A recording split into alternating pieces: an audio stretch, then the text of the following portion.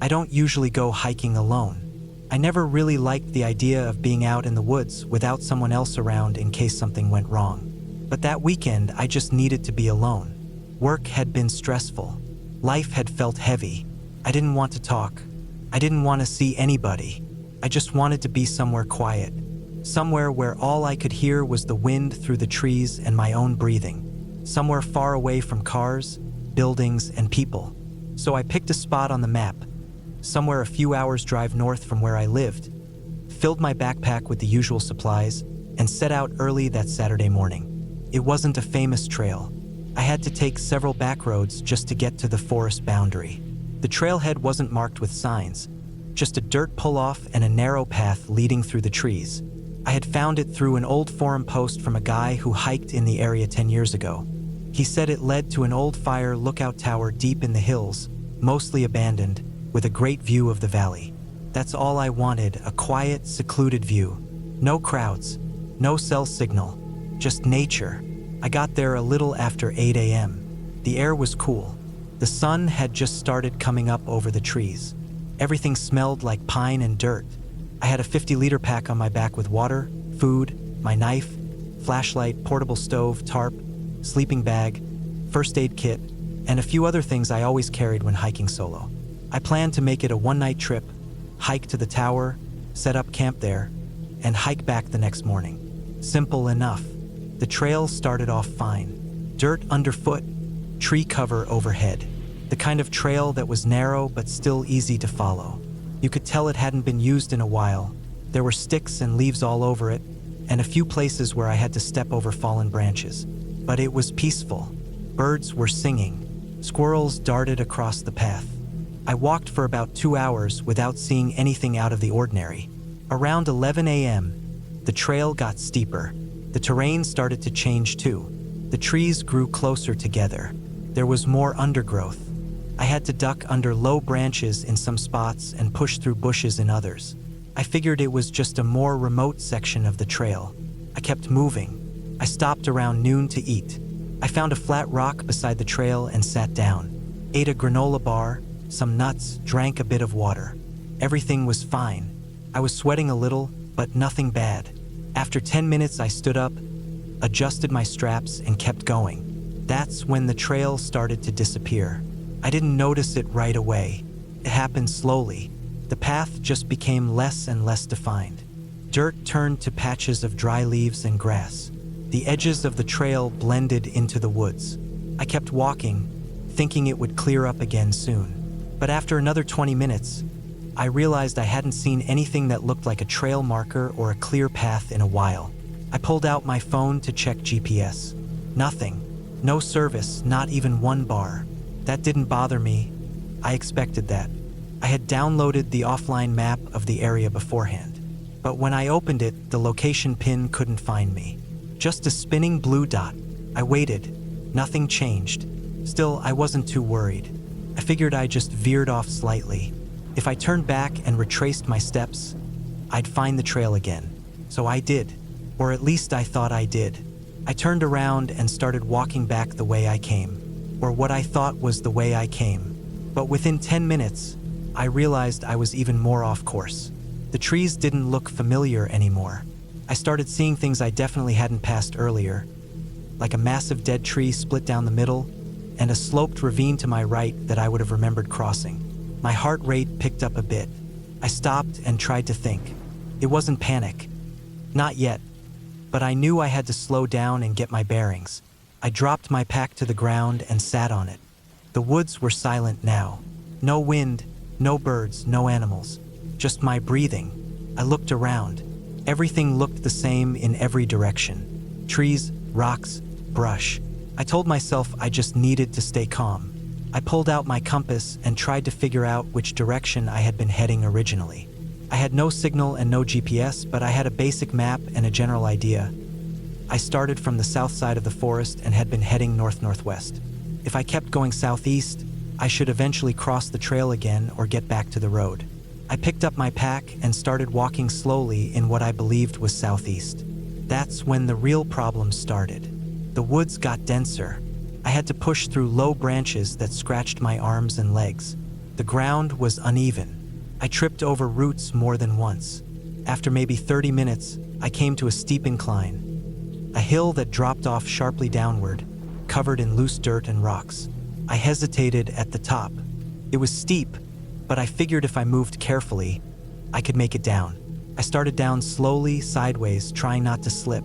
But about halfway, I stepped on something that rolled out from under my boot. A loose stone or branch.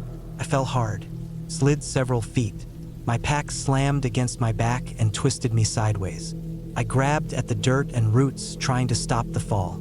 Eventually, I hit the bottom, chest down, face scraping the ground. I lay there for a second, stunned. My hands were shaking. My right leg ached. When I sat up and looked at it, I saw a long scrape down the outside of my thigh. Nothing broken, just raw skin and dirt. My palms were scraped too, bleeding lightly. I took a sip of water, wiped the dirt from my face, and kept moving. I didn't know what else to do. That was around 2 p.m. I walked for hours after that. I kept trying to head southeast. I used the sun to guess direction as best I could. The deeper I went, the thicker the trees got. I didn't see a single clearing, not a sign of any trail, just woods. At one point, I thought I heard water, like the sound of a stream or small river. I followed the sound. It took me down a narrow gully. I slid down a small embankment, pushed through thick brush, and finally saw it. A creek, only a few feet wide, winding through the forest floor. The water was clear, moving steadily over rocks. I refilled my bottle and splashed my face. I decided to follow it. Water usually leads somewhere downhill towards civilization. That was the logic I stuck with. But that creek twisted and turned so many times, and the banks were muddy and hard to walk along. I had to cross it multiple times, stepping from rock to rock. My boots got soaked, my socks squished with every step. By 5 p.m., the light had changed. The sun was dipping behind the hills. I still hadn't found a trail or anything that looked like human activity. I hadn't seen any footprints, no wrappers or bottles, no signs, just endless woods. I decided to stop and set up camp. I didn't want to walk in the dark. I found a flat spot a few yards from the creek, cleared it of sticks and rocks, and set down my pack. I used my tarp and some cord to make a basic shelter between two trees. I laid out my sleeping bag underneath and boiled some water for a freeze-dried meal. I ate slowly, watching the woods. Everything felt too quiet. Not peaceful anymore, just heavy. I kept glancing over my shoulder even though there was nothing there. When the sun went down, the darkness came fast. I turned on my flashlight and kept it near me, but I didn't use it much. I didn't want to drain the battery. That night, I barely slept. I kept hearing things, twigs snapping, rustling in the brush, probably animals. But when you're alone in the woods, every sound feels bigger. I lay there on my back, staring up through the trees, trying to keep calm. I told myself again and again, just follow the creek tomorrow. It'll lead somewhere. Morning came. I packed up quickly. My legs were stiff. My shoulders ached from the fall. I kept walking, following the creek. The woods started to look different. The trees thinned out a little. I started seeing more sunlight through the canopy. Then, around noon, I came to a place that made my stomach twist. It was a small clearing, maybe 40 feet wide. In the middle was an old tent. It was collapsed, covered in moss and dirt, half buried in leaves, torn in several places. Near it, there were rusted cans, a broken camp chair, and what looked like the remains of a fire pit. Just a circle of stones and some blackened wood. I stood there frozen. It wasn't recent. It looked like it had been there for years. But still, it meant someone had been out here. Maybe the same guy who posted on the forum. Or maybe someone else who never made it out. I didn't go near it. I didn't want to touch anything. I just stared at it for a while, then kept walking. By late afternoon, the creek finally led to something new. A dirt path. It was rough and narrow, but it looked man-made. I followed it. After about an hour, I saw something that made me stop in my tracks. A rusted-out metal sign half covered in vines. It said, Forest Management Access Road, no public entry. The letters were faded, but it was real. It meant I was near something, maybe a service road.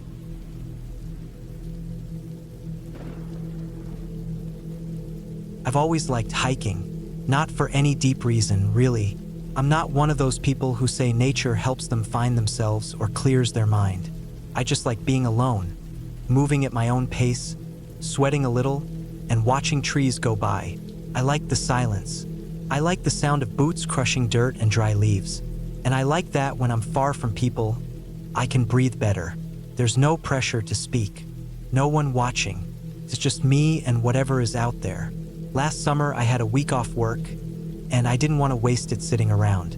So I packed my bag, drove up to the trailhead near a stretch of forest about 3 hours from where I lived, and planned to hike alone for a couple days. Maybe camp one night if I felt like it. It wasn't my first time hiking alone, so I wasn't nervous.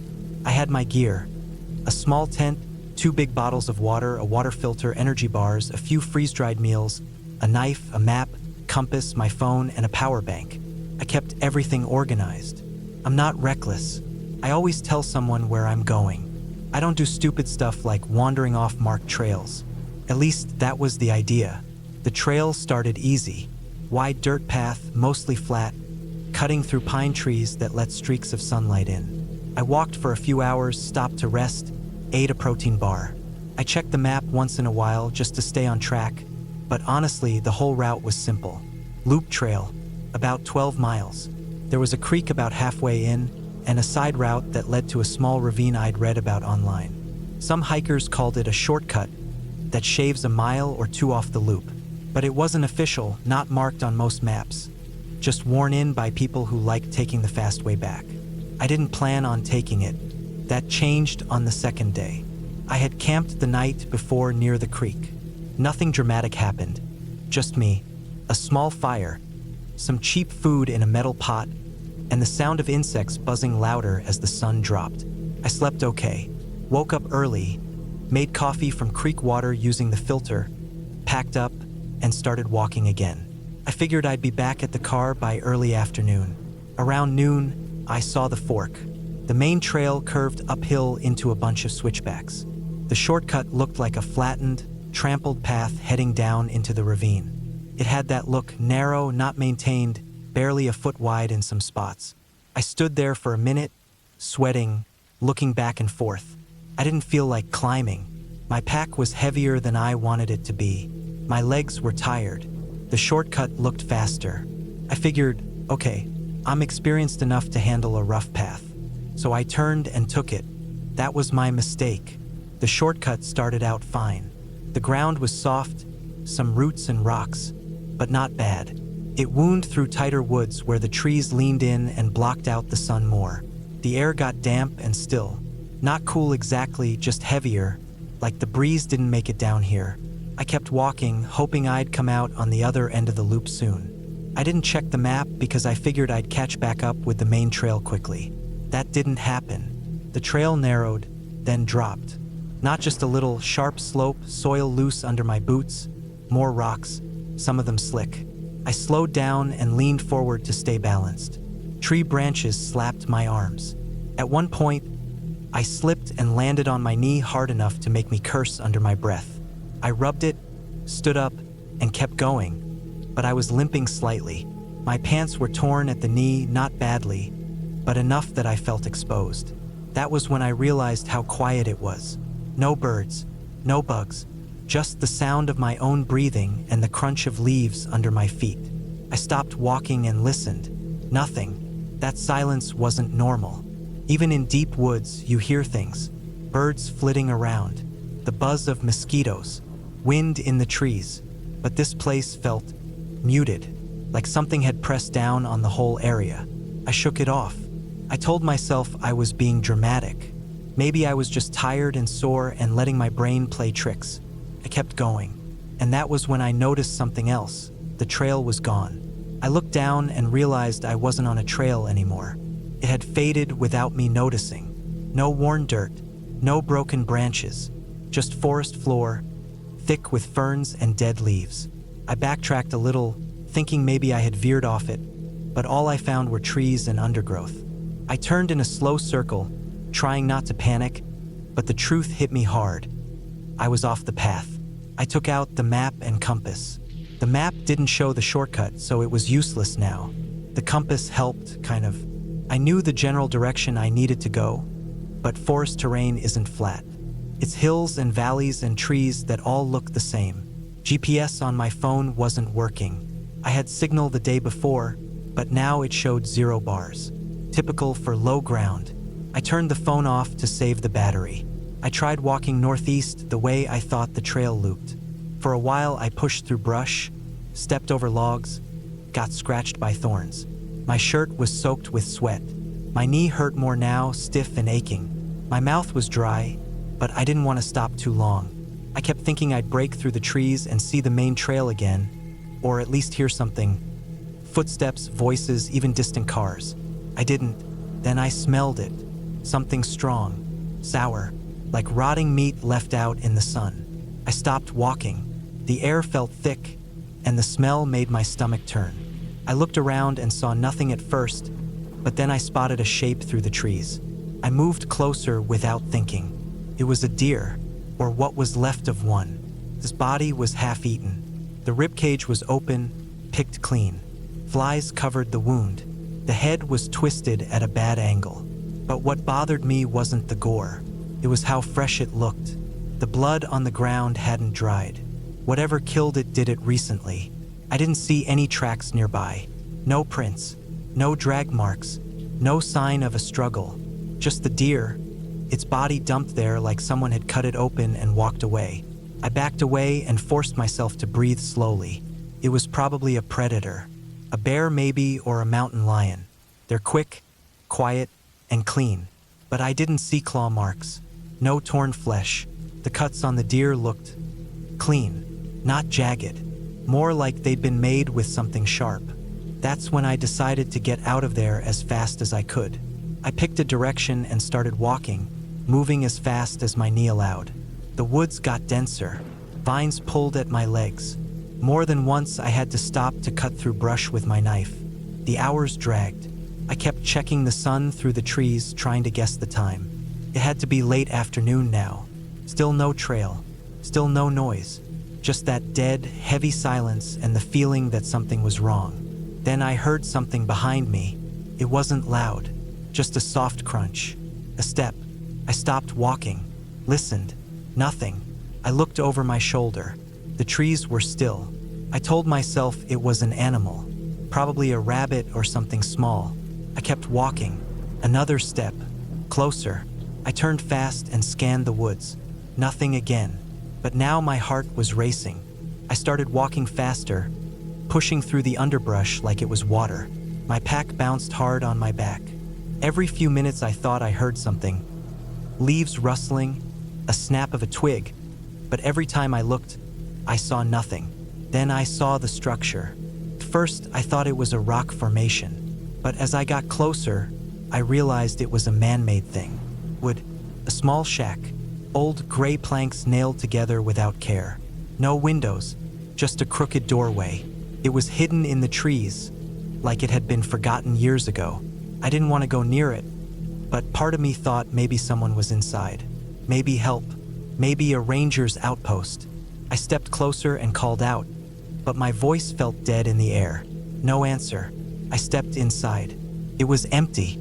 Just a dirt floor, some broken shelves, and a rusty axe stuck in the wall. It looked abandoned, but the dirt floor had footprints. Not mine. Big, boot-shaped prints. Fresh. They moved around the shack, then vanished into the woods again. I backed out slowly. Now I knew I wasn't alone out there. I turned and started moving faster. I didn't run. Running in woods like that is asking to trip and break something. But I moved fast, scanning every shadow, every shape. The sun was dropping. Everything was dim. I wanted to get higher ground, out of the ravine. I looked for a slope, a ridge, anything. My legs burned. My knee throbbed. Finally, I found a rise.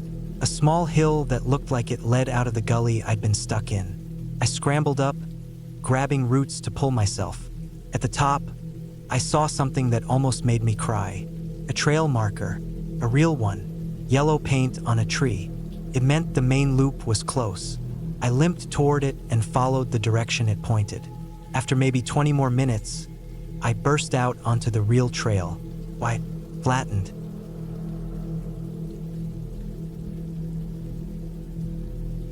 I started hiking to clear my head. That's how all this began. I had just left a job I hated and ended a relationship that had been dragging on for too long. I was 32 and felt stuck in life, so I figured some time in nature would help. I'd done a few small trails before, mostly day hikes, nothing extreme. But this time I planned to spend 2 full days in the woods. I wasn't looking to climb mountains or do anything too wild. I just wanted to walk, think, and camp somewhere quiet. I picked a trail deep in the mountains in early October. The air was cool but not freezing. The trees were changing colors: red, yellow, orange, and the sky was clear. It looked peaceful, and everything online said it was well marked and not too crowded. That's what I wanted, something off the beaten path but not completely isolated. I arrived at the trailhead early in the morning. The parking lot was empty except for one other car. I double-checked my gear. I had my backpack with food, water, a tent, a first aid kit, a GPS device, a paper map, flashlight, extra batteries, knife, whistle, bear spray, and a small camping stove. I had read enough stories to know not to take this stuff lightly. The plan was simple. I'd hike in around 10 miles, camp overnight, then hike out the next day using a different loop. There was a marked shortcut on the map that could shave off a couple miles on the second day. I made a mental note of it but planned to decide later whether I'd use it. The first few miles were smooth. The trail was soft with fallen leaves, and I saw squirrels, birds, and even a deer in the distance. The forest smelled clean and earthy. I stopped often just to breathe and listen. It was what I'd hoped for. No cars, no phones, no noise. Around noon, I passed a wooden marker pointing toward the loop I planned to follow. I checked the map and continued. A few hours later, I stopped to eat. I sat on a rock beside a small stream, took off my boots, and let my feet cool off in the water. Felt good. Everything felt good. By late afternoon, I reached the clearing I'd picked for camping. It was a small open space near a bend in the trail, with a few flat spots for a tent and plenty of trees around for shelter from the wind. I set up camp, gathered some dry wood, and boiled water for dinner. As the sun dropped, the temperature followed. I put on my thicker layers and sat on a log, eating instant noodles and watching the sky go dark. That night was quiet. I heard the wind in the trees, the occasional crack of branches, but nothing that felt out of place. I was a little jumpy at first. I always am when I'm alone in the woods, but I told myself it was just normal forest sounds. After an hour, I relaxed. I crawled into the tent, zipped up the flap, and fell asleep. I woke up once during the night to pee. The moon was out, casting shadows everywhere. I stayed close to my tent, did what I needed to do, and climbed back inside. I was cold but tired enough to fall asleep again quickly. The next morning was colder. My breath made clouds in the air as I stepped outside. I boiled water for coffee, ate a granola bar, and packed up. I made sure to leave no trash behind. After stretching and checking my map again, I headed toward the return loop. About 2 miles in, I came to the fork with the shortcut trail. The marker was faded, leaning slightly to one side, but it matched what I saw on the map. The shortcut wasn't an official part of the loop, but it connected back to the main trail and saved about 2 miles. I felt good, and I wanted to get back before sunset. I figured it would be fine. I turned onto the shortcut. The trail narrowed. It wasn't as well used, and there were more roots and overgrowth. It dipped down into a ravine, then climbed back up. It twisted more than the main trail had, but it still looked like a trail. The map had shown it as a clear path. Maybe 20 minutes in, I noticed something strange. I hadn't seen any trail markers since I turned off. I stopped and looked around. I didn't panic, but I took out my GPS. I checked the location. According to it, I was still heading in the right direction, just not on an official route. That was fine. I kept going. 10 more minutes, and the path started to fade. Grass and ferns grew thicker. I saw no prints, no cut branches, no signs anyone had used this part recently. But the GPS said I was close to where the trail curved back toward the main loop. I figured I'd just push through and connect with it soon. Then the GPS froze. I tapped it, shook it gently, even restarted it. Nothing worked. The screen stayed stuck on a frozen image. I waited, tried again. Still nothing. I had extra batteries, but the device wasn't responding at all. Now I felt something tighten in my chest. I took out the paper map and tried to pinpoint where I was. But without GPS, it was harder to judge. I looked at the sun. It was getting lower. I knew the main trail was somewhere west. I tried to keep moving in that direction, but the terrain got harder. Trees closed in. The ground sloped sharply, and there were wet patches of mud. I slipped once and caught myself on a branch. Another time I stepped into a hole and nearly twisted my ankle. Soon, I realized I was no longer on a trail. I had wandered off, trying to reconnect to the main path, but now there was nothing. No prints, no cuts, no signs of hikers. Just deep woods. I stopped and forced myself to breathe. I wasn't lost, yet. I had a compass. I had the map. I just needed to keep calm. I took a slow drink of water, checked the direction again, and decided to move downhill. I remembered that the main trail followed the base of a ridge. If I could find that ridge, I could find the trail. I walked for another hour. Still nothing. The forest grew darker. Trees blocked the sun. The air felt colder, heavier. I started to feel the weight of my pack more with each step. My shoulders ached, and my legs felt slower. I tripped over a root and fell, scraping my hand. Dirt packed under my nails. That was when I knew I had to stop. I wasn't going to find the trail before dark. I needed to set up camp again. I found a small clearing, not as nice as the one from the night before, and set up my tent. I boiled more water, ate quietly, and listened. This time, the forest felt different. I couldn't explain it. The sounds were sharper. The trees looked closer. I kept glancing over my shoulder. I heard something, twigs snapping in a slow, irregular way. Could have been a deer. Could have been nothing. But I didn't sleep well. I woke up over and over, convinced something was outside the tent. Each time, I looked out and saw nothing. Still, I never fully fell asleep again. I just waited for daylight. When it finally came, I packed up fast. I didn't eat. I didn't care about coffee. I just wanted to find the trail. I moved slower this time, checking every step. I used the compass and headed west. I climbed a ridge and saw a small drop-off ahead. I figured I'd look down and maybe spot a trail or landmark. Instead, I saw a dead deer. It was fresh. The body was twisted unnaturally, and there were drag marks in the dirt leading from deeper in the forest. No sign of scavengers yet. No blood, which was strange. But what really got me was how clean the body looked, like it had been placed there. I backed away and kept moving. Another hour passed. Still no trail. The trees didn't look familiar. Everything started to feel the same. I began to hear things. Branches snapping in the distance, something brushing against bushes. I stopped often and listened. I never saw anything, but I felt something. I felt watched.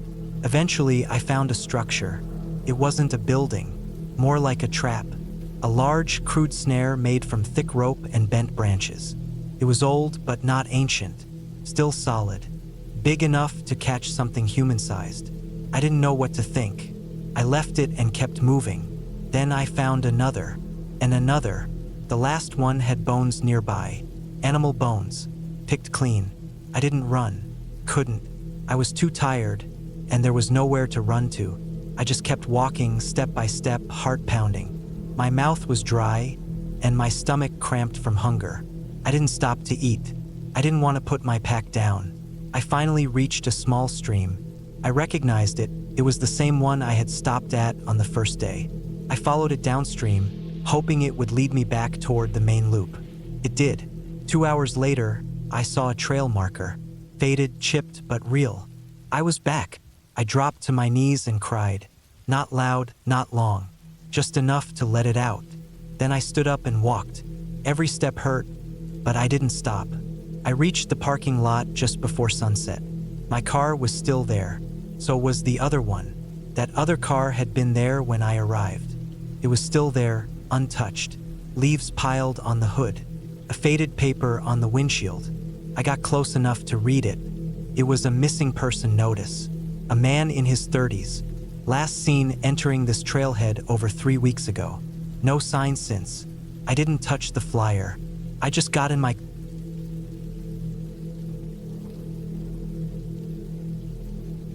I didn't plan on going that deep into the forest.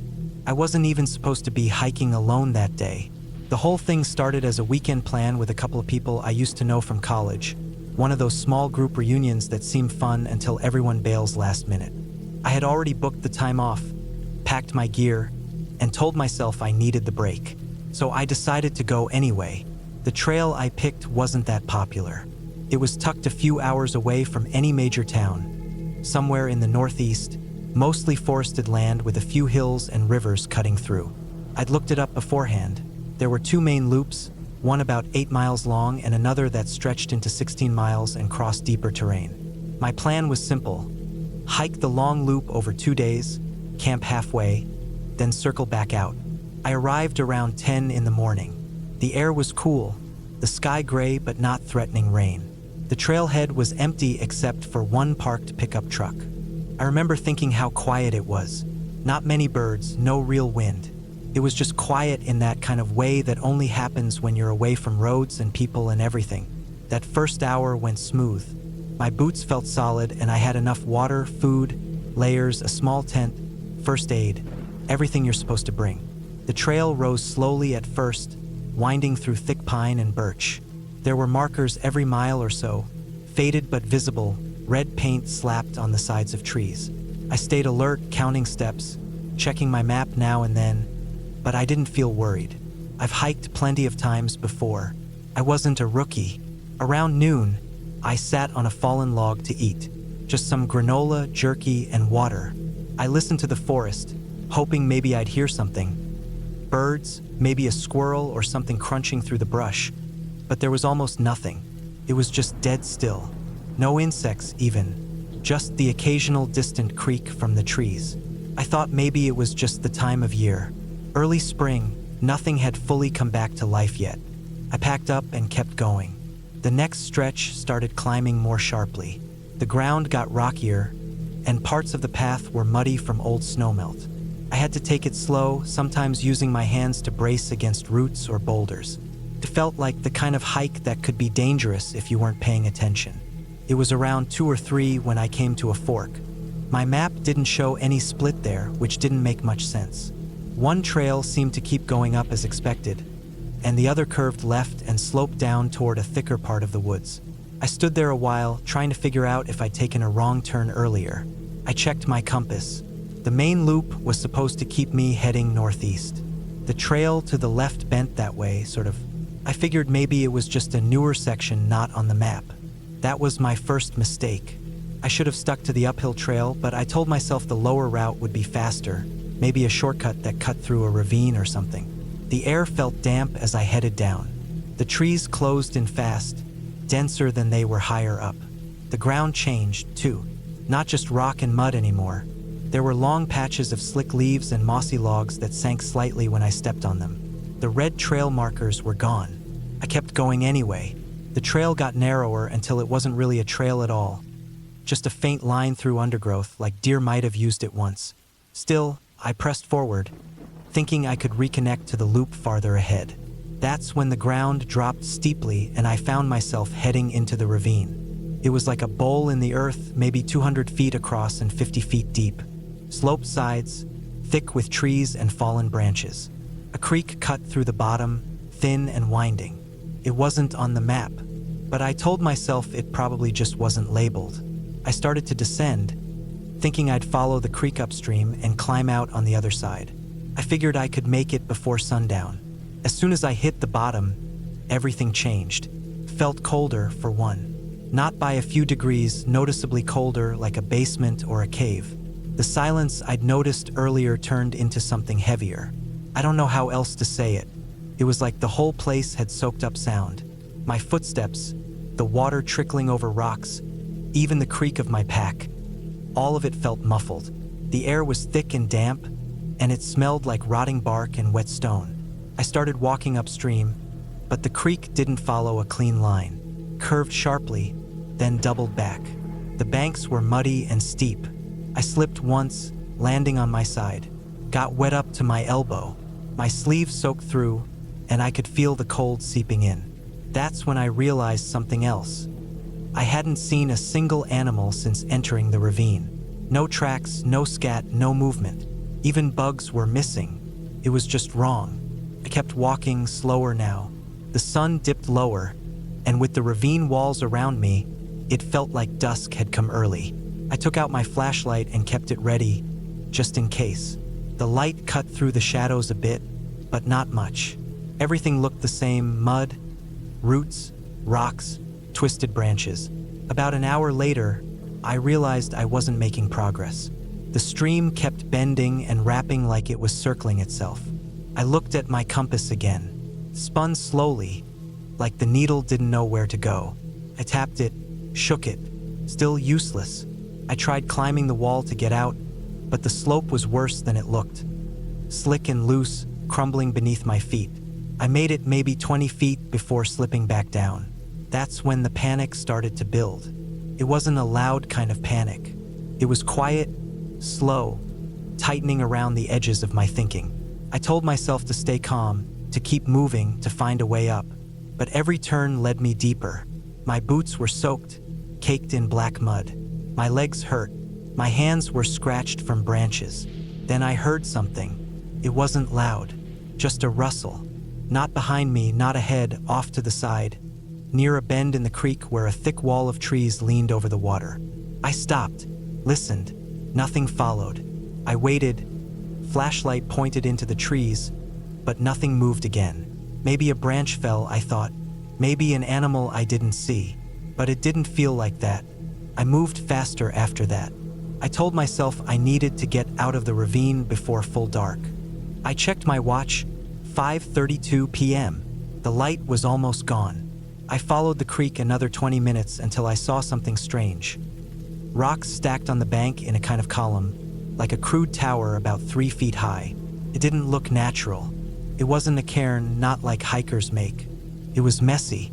The stones were different sizes, moss-covered, sharp-edged, and some had flat cuts on them like they'd been broken with force. I stopped and stared at it. That's when I noticed there were more, 2 others upstream. I followed the line of them, each one built the same way, always to the left of the creek. After the 5th or 6th, I turned and started climbing the slope again, more desperately this time.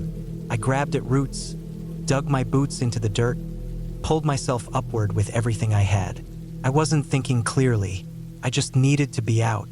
I got about halfway up before I lost footing again and slid on my side for several feet, scraping my leg open on a buried rock. The pain lit my nerves like fire. I sat there for a minute, breathing hard, covered in sweat and dirt, leg bleeding, body shaking. My flashlight beam trembled in my hand. Then I heard that sound again, closer this time. Rustling, then silence. I didn't call out. I didn't move. I just listened. Nothing came after. No footsteps. No breathing. But I knew something was out there. I made the decision then to stay put for the night. I found a spot near a wall of roots and tried to set up my emergency bivvy. I didn't pitch my tent. It felt too open, too exposed. I just crawled into the silver fabric and curled up. I didn't sleep. I closed my eyes, but my ears stayed wide open. Sometime in the middle of the night, I heard movement. Heavy steps. Not animal fast, but steady. Careful. I held my breath. The steps got closer, then stopped. Then I heard a slow scrape, stone on stone. The same kind of rocks from those piles. I stayed frozen, heart hammering, not daring to even blink. After a while, everything went quiet again. I don't know how much time passed. When the morning light came, gray and weak through the trees, I crawled out. My body ached. My leg was stiff, blood dried into my pants. I packed my things and forced myself to move. I didn't bother following the creek anymore. I started climbing again. Took almost an hour, slipping, pulling, falling back, trying again. Finally, I broke through the tree line at the top and found a flat section. I collapsed for a while, breathing in the clearer air. From there, I used the sun to guide myself east, hoping to intersect the original trail loop. It worked. After several hours of bushwhacking, I found a red trail marker again. Faded, but there. I felt something inside me unclench. I followed the trail for hours until it opened into the parking area. My car was still there, so was the other truck, but it was covered in leaves and dirt like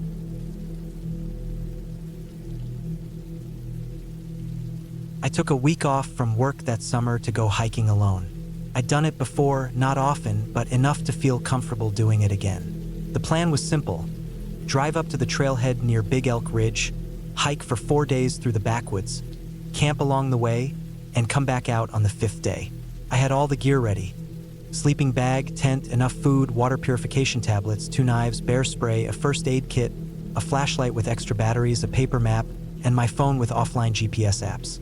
I also had my satellite tracker clipped to my shoulder strap, something I never hiked without. It started off quiet. I remember the air was dry that morning, and the wind barely moved. The gravel road to the trailhead had a few washouts, but nothing my truck couldn't handle. I locked it up, made sure I stashed my spare key in the usual magnetic spot under the bumper, and started out. The first few miles were simple. Wide trail, mostly flat, and shaded by tall pine trees. I saw a few rabbits, some deer, and even some moose tracks in the mud. I hiked with a steady rhythm, took regular water breaks, and made it to my planned first campsite near a creek by 5 p.m. That night went by peacefully. I heard owls and something large walking nearby at one point, probably a deer, but I didn't even bother unzipping the tent to check. I was tired, and I slept hard. The next morning, I had oatmeal, packed up, and hit the trail again. The map showed a narrowing trail that ran up into higher elevations with more switchbacks and denser tree cover. I was expecting tougher terrain, but it was still manageable. I did 10 miles that day and reached the spot where I'd planned to make camp again, near a smaller lake that didn't even have a name on the map. I noticed my satellite tracker was having trouble getting a signal. That worried me a little, but it wasn't unheard of. I was deep in the forest and surrounded by hills. Still, I tried to send out a check-in ping to my brother just in case. It didn't go through. On the 3rd morning, things changed. I woke up later than I meant to. My watch said 8:37 a.m., which was weird since I usually woke up at sunrise. I'd slept too deeply, like something had knocked me out cold. I felt a bit groggy too. I shook it off, figured I was just more tired than usual, and started packing up. That's when I noticed that some of my gear had been moved around. My bear spray was no longer clipped to my pack. It was lying on the ground behind the tent. One of my food bags, which I had tied up in a tree away from camp, was lying half unzipped 20 feet from the fire pit. There were no claw marks, no teeth marks, no signs of a bear. The paracord I used to hang, it was cleanly cut. That's when the unease started. Not fear, not yet, just a feeling that something wasn't right. I chalked it up to a raccoon or maybe a person passing through. Maybe someone saw my setup and thought I'd left food behind. I repacked everything, counted my gear, and continued. The next leg of the hike was the roughest. Unmaintained trail with sharp elevation gain, narrow paths, and areas where the tree cover made it feel more like a tunnel. There was a dense quiet out there. Even the birds were fewer. I kept checking my phone's GPS. The offline map was working, but the satellite signal was weak again. By afternoon, the trail narrowed into something that barely looked like a trail at all. I had to pull out the paper map and compass to double-check my position. I still knew where I was, but I had to adjust course slightly downhill to reach the next planned campsite.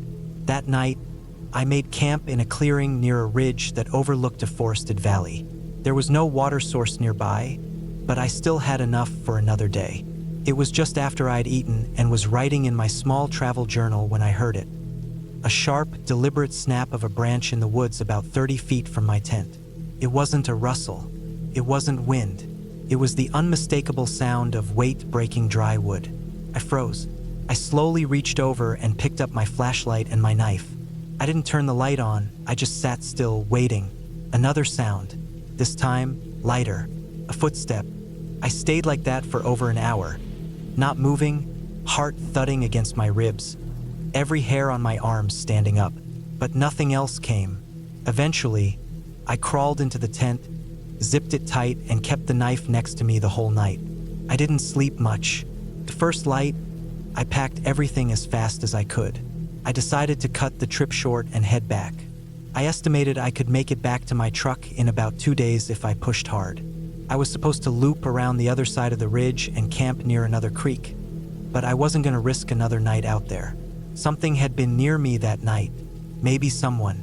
I made fast time that day, sometimes jogging stretches of trail that were level enough. The whole time, I kept looking behind me, listening, checking for tracks. At one point, I thought I saw something move behind a tree up the slope, a dark shape. But when I looked again, it was gone. By mid-afternoon, I reached an old logging road that intersected with the trail. It wasn't on my map and it looked abandoned, overgrown with weeds and small trees, but it headed in the general direction I needed to go. I followed it, hoping it would shave a few miles off. That was a mistake. The road didn't head west like I thought. It dipped south, then southeast, then back into thicker woods. The ground became muddy, the trees pressed closer, and the air grew heavy. I pulled out the compass. I was off course. I tried to loop back northwest, cutting through the woods, but the undergrowth was thick and slow. I used up a lot of energy and water pushing through it. That's when I found the boot print. It wasn't mine. It was fresher. The heel print was deep, meaning whoever made it was heavier than me or carrying more weight. I stood there for a long time, just staring at it, wondering who the hell was out here with me. I hadn't seen a single person since I left the truck. The trail I'd taken wasn't popular. It wasn't on any tourist site. The forest around me felt like it hadn't been touched in years. I moved fast after that, taking short breaks only to sip water. I ignored the pain in my knees, the growing blisters on my feet. The sun was going down again. I didn't want to camp. I didn't want to stop. But by dusk, I had no choice. My legs were shaking, and I was starting to make mistakes, tripping on roots, losing balance. I found a spot near a fallen tree, set up the tent quickly, and crawled in without eating. Around midnight, I heard it again. Footsteps, slow, deliberate, outside the tent. I held my breath. They circled, once, twice, then stopped behind me. I didn't move. I didn't even blink. The breathing was shallow and distant, maybe 10 feet from the tent. Then it stopped. I stayed like that until the sky started to lighten. When I finally crawled out, I expected to see tracks or something moved. Nothing. The ground looked untouched. But I knew what I'd heard. I knew I wasn't alone. That morning, I didn't bother with breakfast. I hiked nonstop, barely resting. My feet bled inside my boots, and my back was soaked in sweat. By late afternoon, I recognized a ridgeline that meant I was within 10 miles of the trailhead. I pushed harder, and then I saw the tarp. Blue plastic, torn, tied between two trees in a way that wasn't accidental. There were empty cans beneath it, a small fire ring with burnt remains, and a coil of rope. Nearby, leaning against a tree, was a large hunting knife stuck into the bark. It wasn't mine. I didn't stop to think. I turned around and started running down the slope. Branches whipped my face, rocks tore my ankles, and I fell once, hard, slamming my shoulder into the ground. But I kept going. I didn't stop until I hit the last stretch of trail that finally curved back toward the parking area. And there was my truck, still there, still locked. I got in, locked the doors, and didn't breathe easy until I was miles away, back on the main road. I didn't stop until I reached a gas station with other people. I went inside, bought water, and sat at the edge of the lot just breathing. I checked the satellite tracker. It had failed to send any pings for the past 3 days. I didn't report anything. What would I say? That someone was out there, silently following me for days, cutting my gear, walking around my tent, leaving no real trace? But I know what I heard. I know what I saw. Someone was out there, and they didn't want to be found. That trip changed something in me. I still hike, but never alone. I never go off map, and I check in more often. I've never gone back to that part of the forest. I don't think I ever will.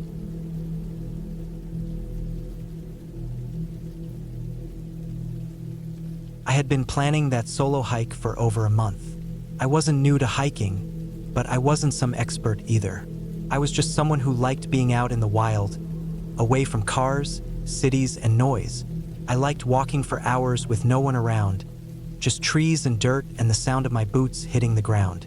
Cleared my mind. I had done some 2-day hikes before, but this was my first time doing a full 4-day loop alone through a less traveled section of the northern part of the state. It was supposed to be peaceful, quiet, a personal break from everything. I left my car parked near the ranger station early in the morning. I signed the logbook like they ask hikers to do.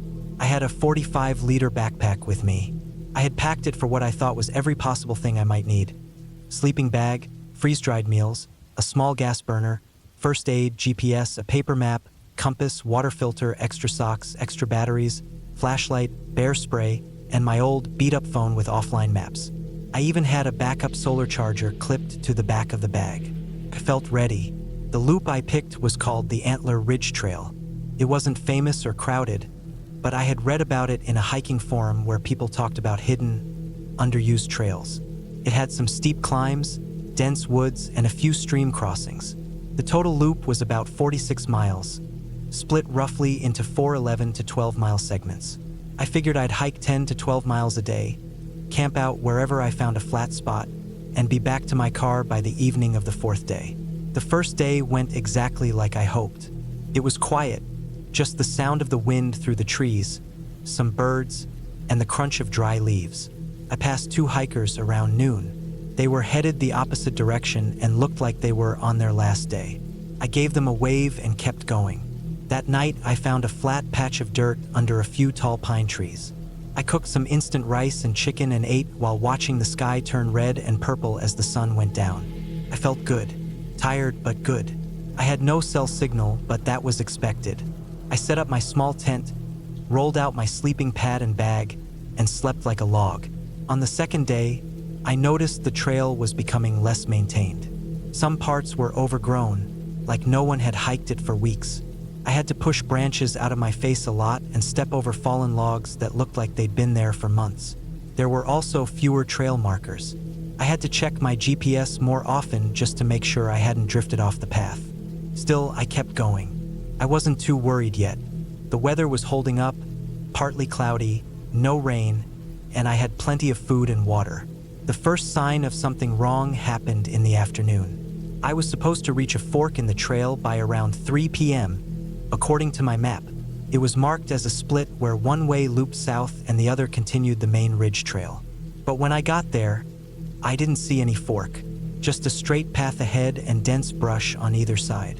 I pulled out my GPS and checked my location. It showed that I had already passed the fork by about a quarter mile. That didn't make sense. I hadn't turned anywhere. I retraced my steps for about 10 minutes but still saw nothing that looked like a trail junction. Just trees, leaves, and more forest. That's when I made the first mistake. Instead of going back farther or just camping nearby and figuring it out in the morning, I decided to push forward. The GPS showed the trail curving east in about a mile, and I thought if I just kept walking, I'd link back up to the loop. I figured I was just off by a bit. I followed what looked like a faint deer trail for another half hour. The path was thin, but it went the right way according to the GPS, so I kept going. Then the trail just stopped, turned into nothing. No path, no worn dirt, just thick ferns and brambles. I stood there for a few seconds, trying to figure out what happened. I checked my GPS again, and it was glitching. My location pin was frozen, showing I hadn't moved in 20 minutes even though I'd been hiking steadily. I rebooted it, waited, and tried again. Same thing, no signal. I pulled out my paper map and compass, but even that felt confusing. The trees blocked the sun, and I couldn't figure out exactly which direction I was facing anymore. I felt the first real chill go through me then, not cold from the air, a kind of panic. It started small, just a tight feeling in my stomach, like I'd forgotten something important. I sat down on a flat rock and tried to calm myself. I told myself I just needed to backtrack. But when I turned around to head back, I realized something awful. I couldn't tell which way I had come. The deer trail I had followed had been so faint that now it was just gone, lost in the underbrush. Everything looked the same: trees, bushes, dead leaves. No footprints, no markers, no signs of any trail. Still, I picked the direction I thought was right and started walking. For over an hour, I moved through thick forest, stepping over roots, pushing branches aside, and looking for anything familiar. But I saw nothing. The deeper I went, the more I realized I was truly off trail. And I was getting tired. My legs hurt. My arms were scratched. I felt like I was sweating too much. I stopped and drank water and tried to eat something, but my hands were shaking a little, and it was hard to relax. I decided to set up camp early. I found a small clear patch and pitched my tent. I tried to mark the area with a stick pointing in the direction I planned to go in the morning. I boiled water and ate another freeze-dried meal, but it didn't taste like anything. My brain was too busy spinning. I kept checking my GPS over and over, hoping it would fix itself, but it stayed frozen or showed an error. My phone had no signal either. I tried turning on airplane mode and back, but nothing changed. That night was the worst night I've ever had in the woods. Every sound felt louder. A twig snapping made my heart jump. Something moved through the leaves around midnight. I couldn't see what, but it didn't sound like a small animal. I didn't sleep much. I laid in my sleeping bag, eyes wide open, counting my own heartbeats, gripping the bear spray canister in my hand. In the morning, I tried to head west, back toward the general area of the loop. But the terrain was rougher now. Hills, rocks, thick thorns that tore at my pants. Around noon, I saw a pile of old rusted cans and broken glass bottles in a shallow ditch. At first, I was relieved. It meant people had been here once. But the trash looked really old, like decades old. There were no signs of a trail nearby, just woods. I kept moving. I rationed my snacks and water. I started feeling like I was walking in circles. Once I swore I passed the same fallen tree with a weird curve in its trunk that I'd seen an hour earlier. But I couldn't be sure. The third night was colder. I was deeper in the woods, and the wind had picked up. I had no real idea where I was. I had stopped trying to use the GPS, it was just draining battery. I started using my compass more, trying to keep a steady line. I didn't see any other hikers. I didn't hear any distant road noise, just wind and my own footsteps. The fourth day was the worst. My left ankle started to hurt bad from walking over uneven ground for days. I had used up most of my food by then. I had 2 protein bars left and some crushed trail mix. My water was low, and I hadn't found a stream in almost a day. I was so tired. Every time I sat down, it was harder to get back up. My mouth felt dry. My tongue stuck to the roof of my mouth. I started having weird thoughts. Like I kept thinking I saw things ahead of me, but it was just trees. My ears kept ringing. Late that afternoon, just as I was starting to wonder if I'd ever get out, I heard something I hadn't heard in days, the faint sound of a car engine. It was distant, almost like a whisper, but it was real. I followed it. I limped as fast as I could toward the sound, through thick brush, across a slope that almost made me fall.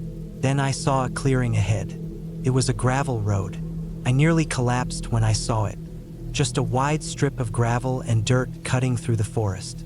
It wasn't paved, and there were no signs, but it was a road. I staggered out of the woods and stood there, breathing hard, eyes stinging. I waited. Then, about 15 minutes later, an old pickup truck came around the bend. I waved both arms like a maniac. The truck slowed down. That's how I got out. They drove me back to the ranger station. I was about 12 miles from where my car was parked.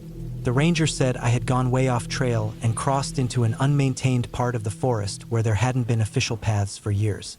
He said I was lucky. He told me people had gone missing in that part before. Most of them were found. Not all. I didn't say much. I didn't have the energy. When I finally sat in my car with the door shut, I felt like crying but couldn't. I stared at the steering wheel for a long time. My hands were scratched. My legs ached. I hadn't showered in 4 days. I smelled like dirt and sweat, but I was out. I was alive. I haven't gone hiking alone since then. I still think about it sometimes, how fast things turned from peaceful to terrifying. One wrong turn, one missed trail marker. That's all it took. No ghosts, no monsters.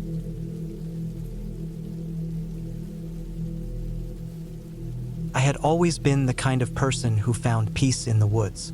I didn't go for the adrenaline or the adventure like a lot of hikers I followed online. I just liked the quiet. It was simple out there. No phone buzzing, no traffic, no one asking anything from me. Just the sound of the wind moving through the leaves and the crunch of my boots on the dirt. That was enough for me. It was the first week of October when I took time off from work to do a solo hiking trip in an area I hadn't visited before. I had found a small write-up on an old blog about a hidden trail deep in the forests of northern Idaho.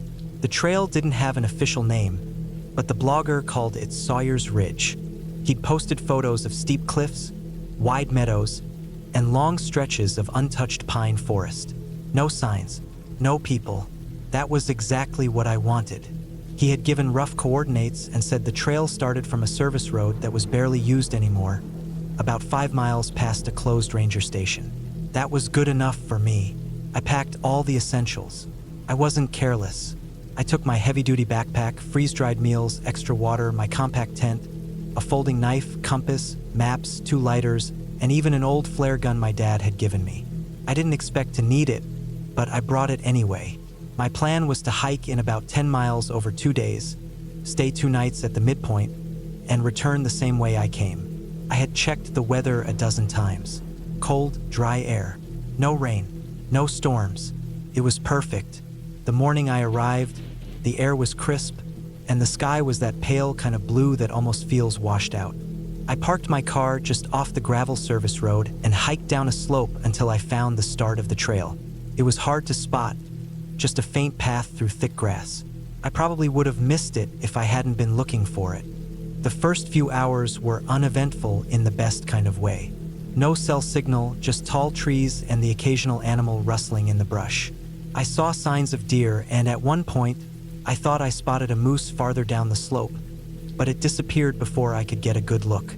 The trail was narrow, with steep drop-offs on one side and thick trees on the other. There were no trail markers, but I kept track of my bearings with my compass. Every few hours, I marked my progress on the map, drawing a little line along the terrain.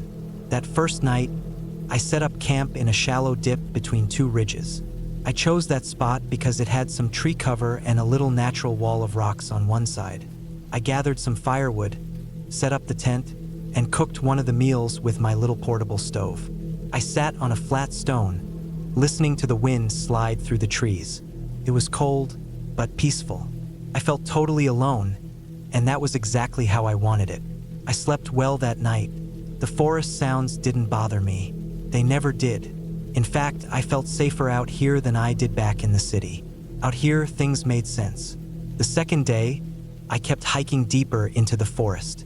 The terrain got a little harder. The trail dipped and rose more often, and in some spots, it disappeared entirely under fallen leaves and pine needles.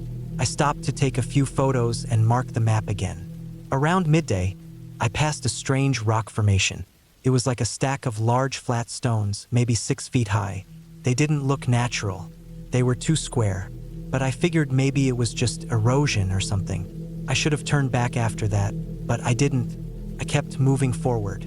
That evening, I found a beautiful clearing surrounded by thick trees and dry grass. It was a wide open space, about 100 feet across, and seemed like the perfect place to set up camp. I pitched the tent near a cluster of fallen logs. I built a fire with dry branches I found nearby, ate another one of my meals, and sat back as the sun dropped low in the sky. That night, I didn't sleep as well. I kept waking up, not because of sounds or cold or anything like that, but just this strange restlessness. I'd open my eyes, stare at the ceiling of the tent, and feel like something was slightly off. It's hard to describe. It wasn't fear exactly, just this weird sense of being watched or like I was too exposed. But every time I sat up and looked around, it was just the same still woods. No movement, no light, just trees and darkness. The next morning, I started my hike back. It should have taken me a full day and a half to return to my car. I figured I'd do about 6 miles that day and the last 4 the next. But the trail looked different. I thought I was following the same path, but something wasn't right. Landmarks I'd passed before didn't show up where I expected them. That stacked rock formation was nowhere in sight. Even the slope of the trail felt slightly off. I kept checking my compass, but it was pointing the right way, east, which should have taken me back toward the road. Still, the more I walked, the more uneasy I got. At around midday, I started to notice something that bothered me more than anything else. The trail behind me kept looking new. Every time I stopped and turned around, it looked like the leaves behind me hadn't been stepped on. No broken twigs, no sign of my footprints, even though the ground was soft in places. I told myself it was just wind covering my tracks, or maybe I wasn't paying attention. Then I started noticing boot prints that weren't mine. They were faint at first, half prints in patches of dirt or pine needles, but they were clearly from boots. Not animal tracks, not natural indentations, actual boot prints, and they weren't mine. They were wider and the tread was different. I checked the pattern against my own boots and confirmed it. Someone else had walked here recently. The problem was, I hadn't seen a single person since I left my car. No tents, no smoke, no dropped trash. Nothing, just those prints. I stopped every 100 feet or so, checking behind me. My heart was starting to beat faster, and my breathing got heavier. It was subtle at first, but the air felt colder than it should have. Not the temperature exactly, but just colder. Like I was sweating, but my skin was freezing. Around mid-afternoon, I reached a part of the trail I didn't recognize at all. It was a narrow ridge with steep drops on both sides. I was sure I hadn't crossed anything like it on the way in, but according to the compass, I was still going the right way. I figured maybe I'd veered slightly off the original trail and was on a game path that reconnected eventually. I followed it for another hour. Then I smelled smoke. Not like forest fire smoke, this was different. It was the smell of burning wood, like a campfire, but old, like it had been put out hours ago. It wasn't strong, but it was there, carried in the wind. I looked around, trying to find the source. I couldn't see any rising smoke, but I walked toward the smell anyway. I didn't know why. Maybe I hoped I'd find someone else, some hunter or camper who could help me find the main trail. But all I found was a small patch of blackened ground behind a thick line of bushes. There were burnt logs arranged in a circle. Someone had definitely been there recently, but no one was around. No tent, no trash, no footprints near the fire. It was like whoever made it had vanished. That night, I didn't set up the tent. I was too nervous to stop. I just kept hiking. I turned on my headlamp and moved slowly, scanning the ground, watching the trees. The woods looked different at night, like everything had shifted slightly. The trees leaned in more. The shadows looked longer. Around 10 p.m., I heard something behind me. It was quick, a sharp rustle like someone stepped on dry twigs. I froze, turned slowly, and aimed the light into the darkness. Nothing, just empty trail. But then I heard it again, this time closer. I picked up the pace. I didn't run, not yet, but I moved faster than before. My breathing got heavier. I could feel sweat freezing on my back. The noise followed me. Every few minutes I'd hear it, steps that weren't mine. I didn't stop to look anymore. I just kept going. Around 2 a.m., my flashlight died. I forgot to bring spare batteries. I didn't want to stop, but I couldn't walk blind. I found a dense cluster of trees and wedged myself between them, keeping my back against the largest trunk. I held my knife in one hand and the flare gun in the other. I stayed there the rest of the night. I didn't sleep. I didn't move. At some point, maybe an hour before dawn, I heard breathing. It wasn't mine. It was slow and shallow, like someone was trying to stay quiet but was just a few feet away. I didn't move. I didn't even look. Eventually, it stopped. The next morning, I ran. I didn't eat. I didn't drink. I just followed the compass east and ran until my legs burned. My pack bounced hard against my back, but I didn't care. I followed a dry creek bed, hoping it would lead to the road or something familiar. Around noon, I finally saw something that stopped me cold. It was my own footprints from 2 days earlier. I recognized the spot, a narrow bend in the trail near a downed tree. My boot prints were there in the dirt, but next to them were the other ones, the wider ones. They followed me. They matched my route exactly. Someone had been following me from the start. I hiked the rest of the way in complete silence.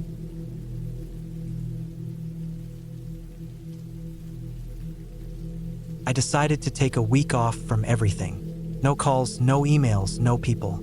I'd been staring at the walls of my apartment for too long, and I could feel that something inside me needed to reset. I picked a place far from where I lived, remote but not unknown. A stretch of highland trails in the northern ranges, forested, rocky, and usually empty outside of the spring season. I timed it right. It was early autumn, the air dry, the trees just starting to shed. I wanted the silence of nature and the steady push of a hard hike. I packed carefully. I didn't want to make any mistakes with this one. I brought a solid backpack, a full hydration system, backup filters, compact food pouches, a satellite phone, an emergency beacon, 2 knives, proper layers, and a small tent. My boots were broken in, my socks wool, and everything I carried I had tested before. I drove up from the city in the early morning. The parking area near the trailhead was empty, as expected. I checked the small trail registry box, scribbled in my name, route plan, and expected return date. I locked my car, stretched my legs, and walked off into the woods. I was alone and it felt good, real good. The trees wrapped around the narrow path and muffled the wind. Everything was quiet but alive. Leaves twitching, birds jumping branches, the occasional small critter scampering through the underbrush. The terrain had a mix of flat dirt paths and rocky ridges. I had 5 days of hiking planned. I wanted to loop through the woods, climb up near one of the higher ridges, camp above the tree line, then descend through an alternate trail that eventually looped back to the main one. The whole thing was supposed to be about 42 miles. I'd done similar ones before. I wasn't new to this. The first day was uneventful, smooth, and peaceful. I covered more distance than I had expected because I didn't waste time. I took short breaks and just kept walking. The air smelled like pine needles and cold earth. When I set up camp near a slow-moving stream, the sun was barely dipping below the hills. I cooked a small meal, tied up the food bag, and slept early. It was cold during the night, but I was ready for that. My gear was solid. The second day, I hiked through thicker woods. The trail was easy to follow but narrowed in places. Some of the trail markers were faded, but I had a good map and a GPS tracker clipped to my pack. I didn't see anyone else the entire day. By midday, I crossed an old bridge over a narrow gorge. The wooden planks were weathered, a few missing, but still solid enough. I took some pictures. There were no sounds except the slow wind dragging through the upper branches. Around the end of the third day, I got to a higher elevation where the trees thinned out. The wind was sharper, colder. I camped just below the ridge I planned to climb the next day. I set up the tent behind a group of large boulders to shield it from wind. The stars were brutally clear that night, millions of them scattered across the black sky. I remember thinking that I hadn't seen a single plane, not one sign of people in over 48 hours. I liked that, but the next morning, I noticed something. It was small, easy to miss. A fresh boot print near the edge of my camp. Not mine, I checked. The tread pattern was different, and it was newer. The dirt was still crumbling at the edges, not flattened by time or wind. I looked around carefully. Nothing else was disturbed. My food bag was still hanging where I left it. No trash, no signs of an animal or human. I scanned the woods around camp but saw nothing. I didn't feel scared exactly, but it was enough to make me extra alert. I kept hiking, reached the ridge after a hard, uphill push. The view was worth it. Rolling tree lines below, small lakes in the distance, and nothing but quiet. I stayed up there for a while, breathing in the cold air, then started my descent along the other side. That's where I made the choice that changed everything. According to my map, there was an old service trail that cut straight across the slope and rejoined the loop in a few miles. It was faded and marked with a warning. Asterisk not maintained. Unofficial. Use at own risk. Asterisk the main trail would take me around in a long arc, almost 9 extra miles. My legs were tired. I was confident. I decided to take the shortcut. First it looked fine. The path was overgrown, but it was still there, flattened dirt, occasional markers on trees. But after half a mile, it started getting rough. Thick underbrush blocked parts of it. Fallen trees. Some sections had eroded completely. Still, I kept pushing through. It was narrow, sloped, with loose dirt underfoot.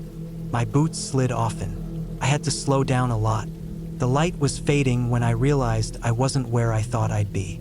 I checked the GPS. No signal. The satellite phone worked, but I wasn't going to use it unless things got worse. I still had water, food, and daylight. I kept going. Another hour passed. Then another. No sign of the main trail. I was going downhill, but not in the right direction. My internal compass started to feel off. Every turn looked the same. Same trees. Same thick brush. I started marking trees with small cuts just in case I had to double back. By the time I admitted I was lost, the sun was almost down. I didn't want to panic. I found a flat spot and made camp. I boiled some water and studied the map under my headlamp. It didn't help much. The shortcut trail wasn't on it, not clearly, and the ridges around me didn't match what I remembered. I slept lightly, waking up every hour to sounds that felt too close. Branches cracking, dry leaves crunching. Could have been animals. Could have been nothing. The next morning, I tried to retrace my steps. I followed my tree marks, but the terrain kept twisting. I wasn't sure anymore what direction I was going. The sun was behind clouds. The GPS still showed nothing. I started feeling that pressure in the chest that comes from knowing you're not in control anymore. I rationed my water tighter and didn't stop walking. By midday, I saw a figure in the woods ahead. I froze. It was too far to make out. Could have been a tree. But then it moved slow left to right. I ducked low behind a bush and waited. Nothing. No sound. I stayed there for maybe 10 minutes. Then I stood and moved quietly in the opposite direction. I didn't want to call out. I didn't want to find out who it was. That evening I found a dead deer. It had been ripped open, not eaten clean like a predator would. It was torn in ways that didn't look natural. Legs bent wrong, guts pulled out, but no real blood left. The body was cold. The smell was wrong. Not rotten yet, but not fresh either. I backed away from it and kept going. Every sound around me felt sharper now. Every shadow moved. I camped again but didn't sleep. That night, something walked near my tent. I heard slow, heavy steps. Not a bear. Too rhythmic. Then they stopped. I held my knife tight, heart pounding so loud I thought it might give me away. I didn't move. Minutes passed. Then nothing. Silence. I stayed awake until sunrise. When I unzipped the tent, I found no tracks. But I knew something had been there. I could feel it. By the 5th day, I was dirty, tired, and hungry. My water filter was still good, but I hadn't eaten a full meal in almost 24 hours. I was moving slow, and my knees were starting to hurt from the terrain. Then I found the shack. It was old, half collapsed, hidden behind a slope, made of wood, blackened by weather. I didn't want to go near it, but I needed rest, shelter. I stepped inside. Dust, cobwebs, old rusted tools on a bench. It looked abandoned for decades. One small window. The door creaked but held shut. I stayed there that night. I kept hearing something outside. Walking, then nothing, then walking again. I didn't check. Couldn't. By morning, there were scratches on the outside of the door. Not claw marks. Lines. Parallel. Scraped with something hard. 5 of them, waist high. I packed and left. I started moving fast, ignoring the pain in my legs. I just kept moving. Then I found the cabin. It looked lived in, cleaner. Tools stacked neatly on the porch. Pile of chopped wood. A trail of smoke coming from a metal pipe chimney. But no sounds. No animals. No people. I didn't go near it. Something about it felt wrong. Too clean. Too placed. I turned away, hiked uphill, and kept going. Around mid-afternoon, I found something worse. My own boot print from 2 days earlier. That crushed dirt, those same tree marks I had made. I had walked in a circle, a massive one. I had been walking for miles and had returned to where I started. I dropped to the ground. Everything in me just broke for a moment. I screamed into the dirt, fists clenched. Then I forced myself up. I activated the emergency beacon. I sat near a clearing and waited. For hours. The sky grew darker. The trees looked like they were closing in. I kept checking the beacon, still blinking.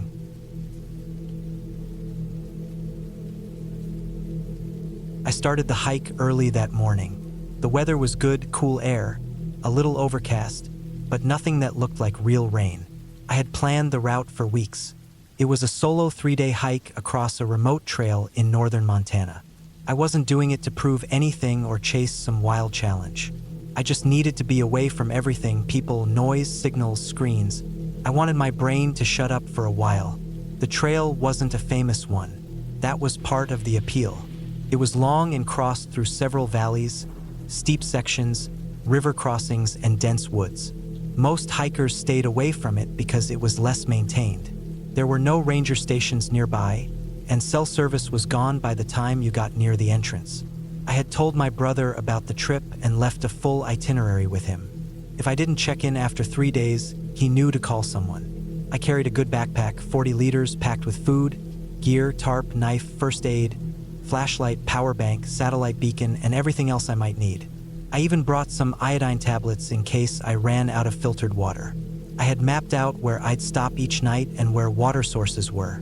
I had done this before, long hikes, some even longer than this one, but something about this one felt heavier.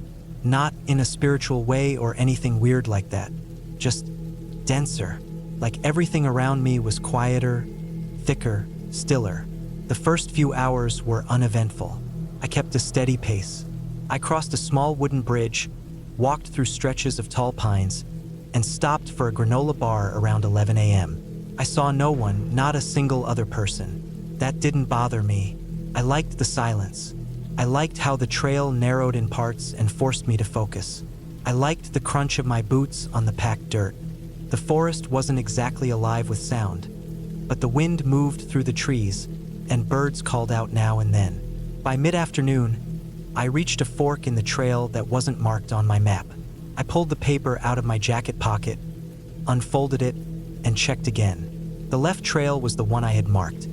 It looped around the side of a ridge and eventually went down into a low clearing where I had planned to camp that night.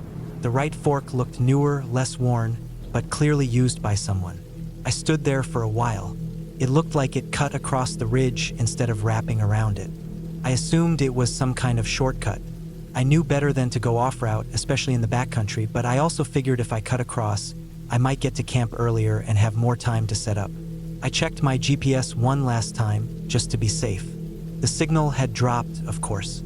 The satellite beacon still blinked steady, green. I could press it if I needed help, and it would send my location. So I took the right fork. The shortcut started out fine.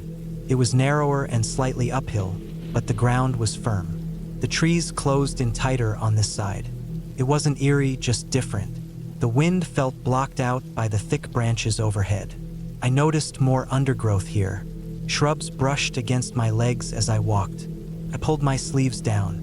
After 20 minutes, the trail started sloping up more sharply. My calves burned. I slowed down and drank some water. It was starting to feel more like a game trail than a hiking trail. I didn't see any fresh tracks, human or animal, but the brush was too thick to tell for sure. I kept walking, expecting the trail to meet back up with the main one somewhere near the clearing. That's when I noticed the trail disappearing beneath my boots. It didn't end suddenly, it just faded like it had never really been a trail at all. The ground turned uneven. Rocks jutted up through layers of moss. A fallen log blocked my way, and beyond it, the forest turned darker. The trees looked older, bigger. I felt the drop in temperature. I thought about turning back, but the climb back up the incline I had just come down didn't appeal to me. I figured I had already come this far, so I might as well push forward. I figured I'd bushwhack a little and hit the main trail again in no time. I moved slowly. The brush was denser now, and I had to step over logs and push through branches. I kept looking at my GPS screen. It showed my location as a blue dot floating in a sea of gray. Useless. Still no signal. I checked the compass on my watch. I knew the general direction I had to move toward, southwest. So I kept going southwest. Around 4 p.m., I realized I was lost. I don't mean I panicked and flailed. I mean I stopped walking, took a slow breath, looked around, and felt that deep, cold certainty that I had gone off trail, off map, and had no obvious way back. The forest around me looked like it hadn't seen people in a long time. There were no clearings, no cuts in the trees, no signs of paths or old markers. Just deep woods. I had water. I had food. I had shelter. I wasn't scared yet, just alert. I decided I'd keep walking southwest for another hour, then stop, set up camp, and reevaluate in the morning. Maybe I'd hit the main trail again or catch a view from higher ground.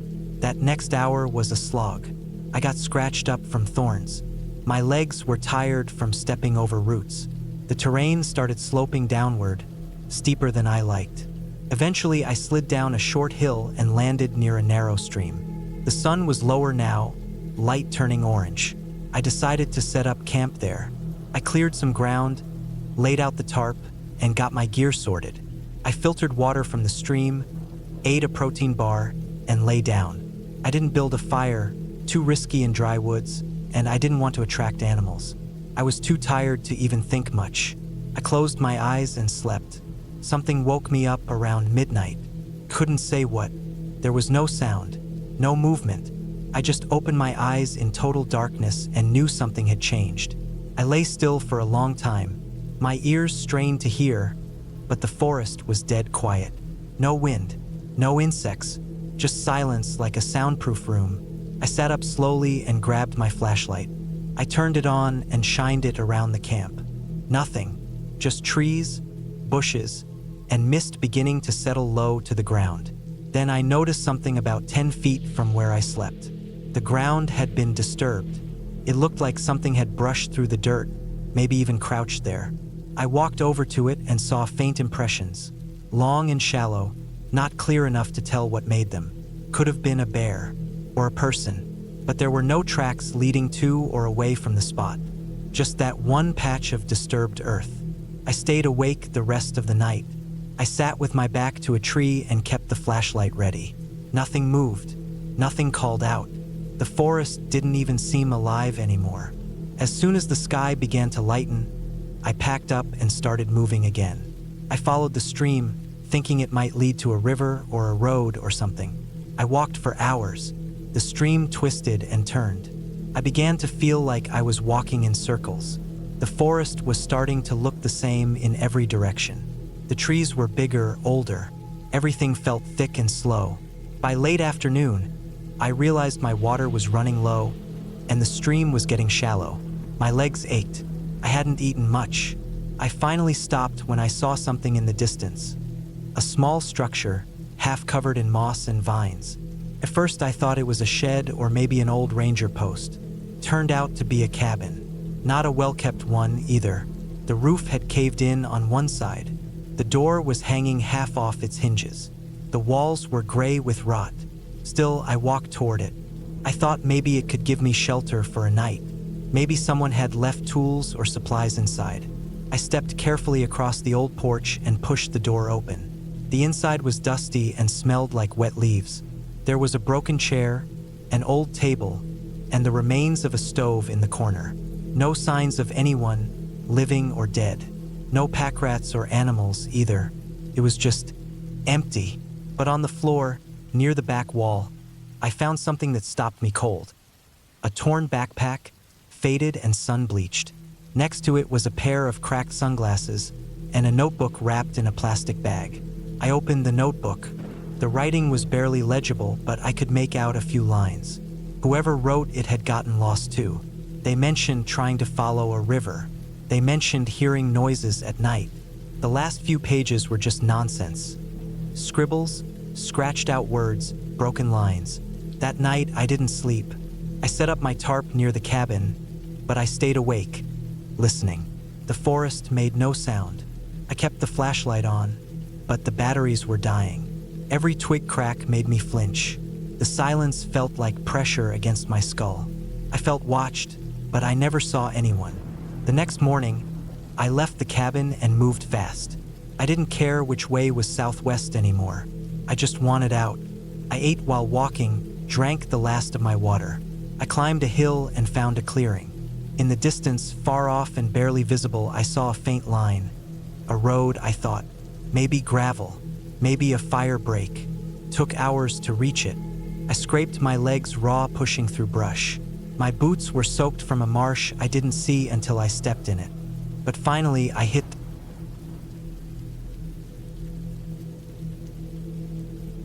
I decided to hike solo in late October, just before the weather turned too cold.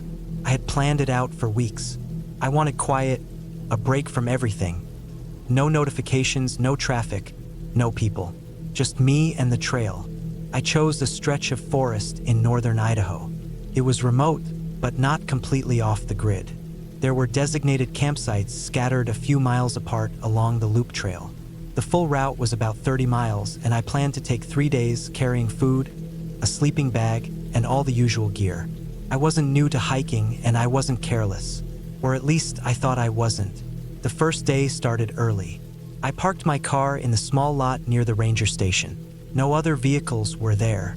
I signed the trail logbook like always, noting my planned route and expected return. The sun had just come up, and it was colder than I expected. Frost lined the edges of fallen leaves, and my breath came out in visible clouds. I zipped up my jacket and adjusted the straps on my pack. The trailhead was clearly marked, and the first few miles were easy. Pine needles covered most of the dirt path. The forest felt still. There were no birds yet, just the occasional rustle of squirrels or rabbits in the underbrush. Felt good to be out there. My phone had no signal 5 minutes in, which was expected. That's what I came for. By midday, I was about 10 miles in. I stopped for lunch on a flat rock near a small stream. I boiled some water for tea and ate a protein bar. The forest was quiet, still no people. I thought about how strange it was that no one else had signed the trail log that morning, or even the day before. But it was off-season. Maybe people were waiting for spring. I kept walking until around 4 p.m. I had reached a spot on my map where there was supposed to be a campsite, a flat clearing not far from a bend in the river. But something was off when I got there. There was a tent already pitched, half collapsed. The rainfly was torn, flapping a little in the wind. The stakes had come out on one side. It looked abandoned, but not for long. There was a small fire ring nearby with half-burned logs inside, like someone left in a hurry and didn't bother to put the fire out properly. I got closer and saw that the fire ring still had blackened wood, but it was cold. It had been a day or two, maybe 3. I called out, just in case someone was nearby. Nothing. Dead quiet. I didn't like it. The tent looked weathered, but not destroyed. I thought maybe a hunter had camped there and packed out quick, or maybe someone got lost. Either way, I didn't want to touch it. I chose to set up about 200 feet further off, near a thicker patch of trees.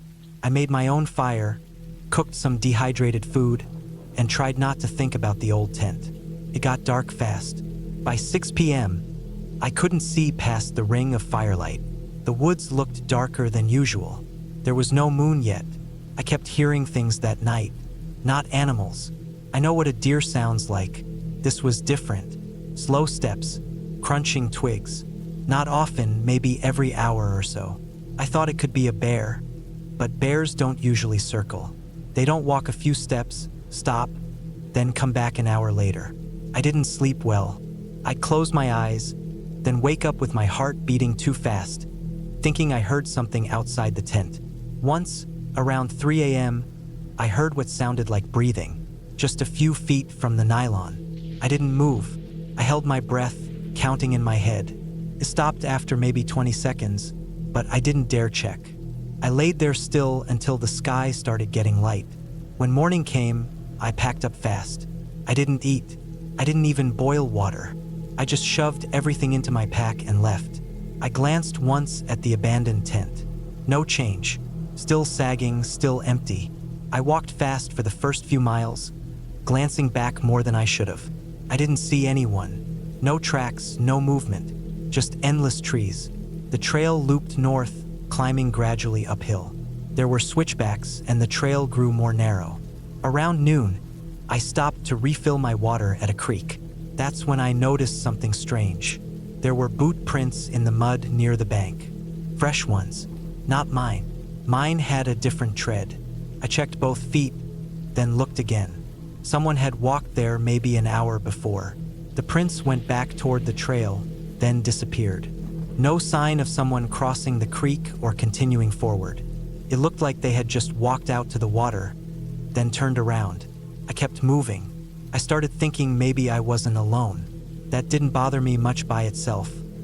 Other hikers, hunters, even researchers sometimes came through, but whoever it was didn't sign the trail log, and their campsite had looked like they'd left in a rush.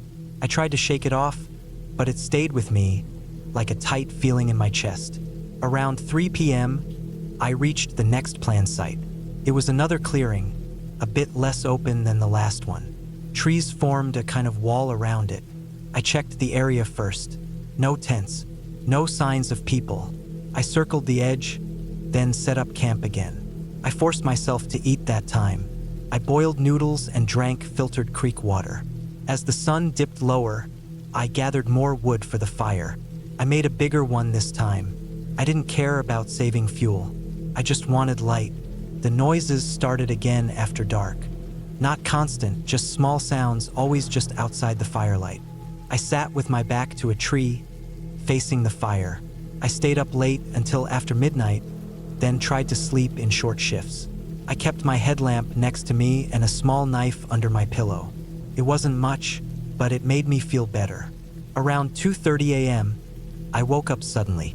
I didn't hear anything, but something felt off. I unzipped the tent halfway and peeked out. The fire was nearly out, just glowing embers now. That wasn't what caught my eye. Just beyond the fire ring, near the tree-line, there was something standing. A shape, human-sized, not moving. I blinked hard, thinking it was a shadow, a trick of the trees. But it stayed there. Couldn't see a face, just a silhouette. No light reflected off it. It didn't move for maybe a minute. Then it slowly stepped back and disappeared into the trees. I stayed frozen for a long time, hand gripping the knife. I didn't move. My mouth was dry. My heartbeat was too loud in my ears. Eventually, I laid back down, not sleeping, just waiting for dawn. When the sun came up, I didn't pack carefully. I stuffed everything into my bag and left fast. I didn't eat again. I just drank water and moved. The last leg of the trail looped west and down toward the ranger station. About 10 miles left. I tried not to run, but I walked fast. My legs burned. My shoulders ached. I kept hearing movement behind me. Branches snapping, crunching footsteps. But whenever I stopped to listen, it went silent. At one point, I left the trail for a shortcut. It wasn't smart, but I felt watched. I thought maybe if I cut west over a ridge, I could shave off time. The terrain was rough. Lots of downed trees and loose rocks, but I managed. Around noon, I stopped for a few minutes near a boulder to rest. That's when I saw something again. Across the ridge, about 50 yards away, someone stood behind a tree, only part of their body visible. I could make out the edge of a jacket. They didn't step out, just stood there. I didn't wait. I got up and pushed forward, scrambling down the slope. The shortcut helped. By 2 p.m., I saw the ranger station in the distance. My legs were shaking. My mouth was dry, but I kept going. When I finally stepped onto the gravel lot, I almost cried. My car was the only one there, just like before. I got in, locked the doors, and sat for a long time before starting the engine. I didn't report anything right away. I wasn't even sure what to report. I hadn't seen a face. No one had spoken. Nothing technically illegal had happened. But a week later, I called the local Forest Service. I asked if anyone else had reported abandoned gear. The woman on the phone paused, then told me they had found an empty tent 2 months earlier near that same section of trail. The person who owned it had never returned. The case was still open. No signs of struggle. No body. I haven't gone back to that trail. I haven't hiked alone since. I still think about those nights in the woods. The noises, the breathing, the figures standing outside my firelight. And most of all, I wonder what would have happened if I hadn't cut my trip short. If I had stayed one more night, or if I had stepped out of the tent when I heard breathing. Whatever was out there wasn't an animal. It wasn't a ghost. It was something real, and it was watching me the whole time.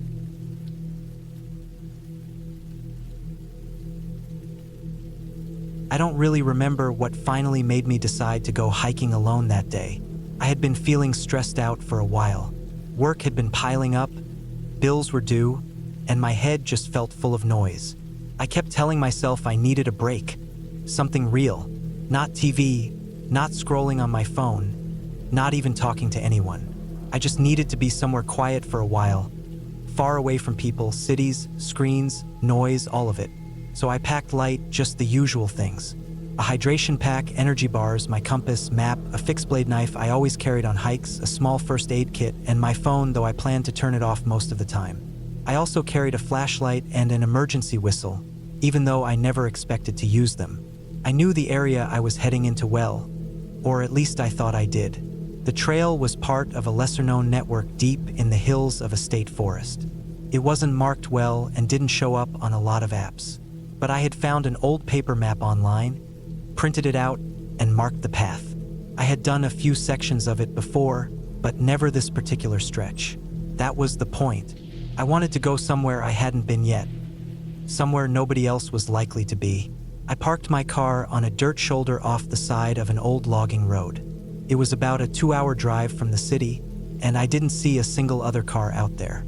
I locked up, threw on my pack, and started walking around 9 a.m. The weather was perfect. Blue skies, mild wind, temperature somewhere in the low 70s. No bugs. The trail sloped up gently, following the side of a ridge, shaded with tall pine and thick undergrowth.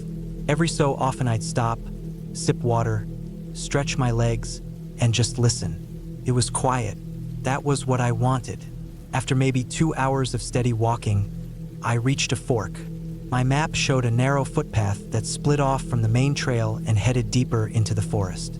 It was faint, overgrown in places, but I found it easily. That's where I decided to go. It wasn't part of any official network, more like a hunter's trail or something made long ago and forgotten. As soon as I stepped onto that path, the whole feel of the hike changed. The ground was soft with old pine needles, and the trees grew closer together. The canopy above blocked out a lot of the sunlight, and everything had this still, quiet feeling. I kept walking. I was sure no one else had been down here in a long time. That made it better. That was what I wanted. About a mile down that path, I started noticing things that didn't quite sit right. The first was a boot. Just one. It was lying half off the path, half buried under old leaves. Worn, dirty, with the laces broken. It didn't look like it had been there long enough to rot completely, but it wasn't fresh either. I stared at it for a few seconds, then kept moving. People lose things in the woods all the time. About 30 minutes later, I found a broken thermos, then a crushed snack wrapper, faded from sun and rain. I remember thinking someone must have had a rough trip through here, maybe even got lost. Still, it didn't seem like a big deal yet. Then I found something that stopped me cold. It was a torn piece of fabric, hanging from a low branch, camo-colored, like something off a hunting jacket. Next to it on the ground was an old backpack. The zippers had been slashed, not broken. That's what made me step back. Slashed like with a blade. I stood there a while, heart beating faster, trying to figure out if I should turn back. I told myself maybe a bear had gotten into someone's gear. Maybe someone had cut it open themselves in frustration. People do weird things, but that feeling, that pit in my stomach, was already growing. I kept looking around the area and found a few more things scattered nearby. A torn sock, a cracked phone, battery puffed and swollen, screen shattered. Still, I didn't feel like I was in danger. Not yet, just unsettled. Pushed on. The trail dipped down into a shallow ravine after that. The terrain grew harder, the ground more uneven. Dead branches snapped under my boots. I followed the trail for another half hour until I noticed something strange on the side of a hill, maybe 30 yards off the path. There was a slight clearing, just a break in the trees, and through it I could see what looked like a structure. Not a full cabin, more like a shack. I almost missed it, but a sliver of metal roof caught the light. I stood still for a few minutes, just staring at it. It looked abandoned. That's what I told myself. I was in the middle of nowhere. No roads nearby, no signs, no driveways. Who the hell built a shack this far in? I should have turned around. That thought hits me hard now. But at the time, I was more curious than afraid. I left the trail and stepped through the underbrush. Took about 10 minutes to reach it. The shack was small, barely the size of a garden shed. The wood was old and weathered, parts of it rotting. The door was missing, just a frame. The roof sagged. There were no windows. It looked abandoned, but it wasn't empty. Inside were 2 chairs, a broken table, a pile of blankets, and a metal drum that had probably been used to burn trash. There were bones in it. Not human, I think. Small, maybe from rabbits or birds, but still. There was also a plastic cooler, and when I opened it, it stank of rot. Old food wrappers, mold, flies. Someone had been here recently. I backed out of the shack slowly and stood there for a while, scanning the woods. My nerves were tight. I kept thinking about the slashed backpack, the crushed gear, the torn clothing. I turned to leave. That's when I heard something. A footstep. A slow, heavy one. Not mine. I froze. Came again. From the trees beyond the shack, maybe 20 yards away. I didn't see anyone, but I knew someone was there, watching. I didn't wait. I turned and moved quickly, not running yet, just walking fast, retracing my steps to the trail. My hands were shaking. My throat felt tight. Every branch that cracked behind me made me flinch. When I finally got back to the trail, I didn't stop. I just kept walking. Then I started hearing something else. Not footsteps now, a dragging sound. Soft, but steady, like something being pulled along the ground. I picked up the pace. My breathing was loud in my ears. The trail felt longer than before, somehow. I checked behind me every few minutes, and once, I swear I saw movement in the trees. A shadow just out of focus, ducking behind a trunk. I kept moving. My knees were hurting. My throat was dry even though I kept drinking water. I pushed harder.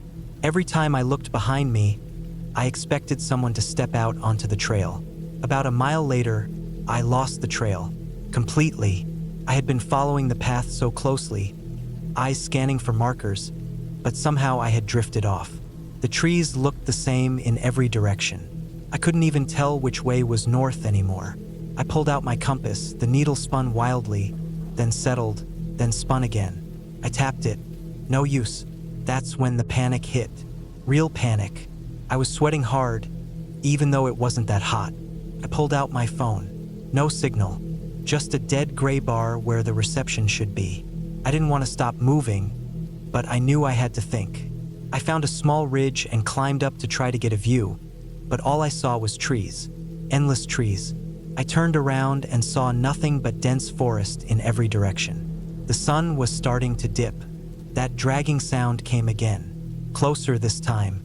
I crouched low behind a fallen log and waited. I didn't breathe. I didn't blink. Eventually, the sound faded, but I didn't move for a long time after that. When I did, I moved slow and low, trying to get back to higher ground. I kept scanning the forest floor, looking for any kind of trail, any boot prints, anything. My legs were cramping. I had no idea where I was.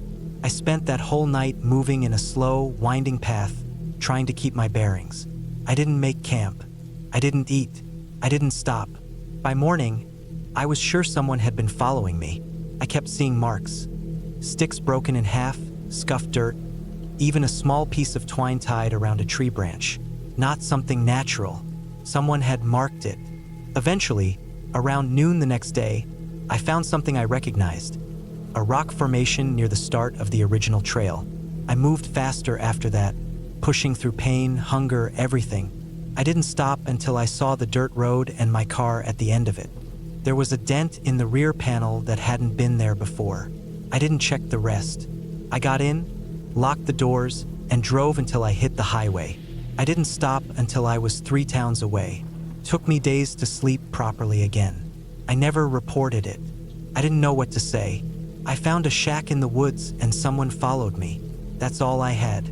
I went back once a month later with a friend, but we couldn't find the shack again. It was like the forest had covered it back up. I haven't hiked alone since. And now, whenever I walk in the woods, even the safe trails, the public ones, I always feel like someone's watching.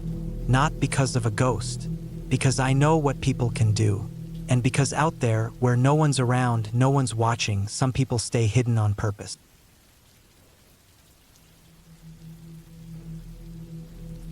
It was mid-September when I decided to take a break from everything. Work had been burning me out. I was tired of waking up to alarms, driving through traffic, and sitting in front of a screen for hours. I wanted silence. I wanted real air. I wanted to be alone for a while. So I packed my backpack, took a few days off, and drove out to a remote part of the national forest about 5 hours from the city. The area I picked wasn't a popular spot. That's exactly why I chose it. It had trails, but nothing heavily maintained. No wide parking areas, no campgrounds, and definitely no crowds. Just narrow dirt roads leading to rough pull-offs and signs that were half-rotted and tilted sideways. Most people avoided that part of the forest because it was unmapped in many areas, which just meant it hadn't been updated in years. I had read about it in an old hiking forum. People who enjoyed bushwhacking and exploring talked about it sometimes. They said it was wild and untouched, which sounded perfect to me. I planned a 3-day hike. My route was loose. I marked down a rough loop on a printout of a topographic map, planning to hike a few miles in camp, then move further in before circling back. I carried my gear: tent, food, knife, compass, GPS, water filter, and layers of clothes. I double-checked everything. I even brought a whistle, not that I ever thought I'd need it. I parked my car off a gravel pullout just before noon. It was a long drive that morning, and I was already feeling stiff from sitting for hours. The air smelled like pine needles and soil. It was quiet. There were no other cars around.